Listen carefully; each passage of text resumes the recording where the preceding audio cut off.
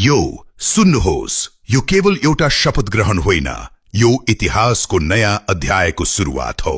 बालेनले शपथ ग्रहणको त्यो विशेष साइत रोजेका छन् जसले अङ्कगणितको नयाँ परिभाषा लेख्नेछ।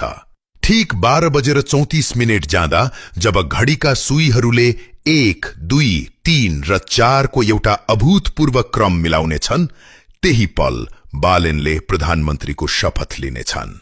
यो संयोग मात्र होइन, यो एक सुव्यवस्थित परिवर्तनको संकेत हो। यति मात्र कहाँ हो र? सिंहदरबारको त्यो शक्तिशाली ढोका तब खुल्नेछ जब पात्रो र समयको अद्भुत मिलन हुनेछ।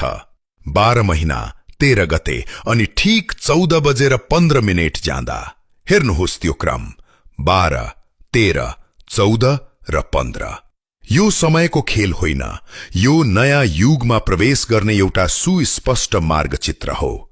अनि यो ऐतिहासिक घडीलाई साक्षी राख्न अध्यात्मको शक्ति गुन्जिनेछ।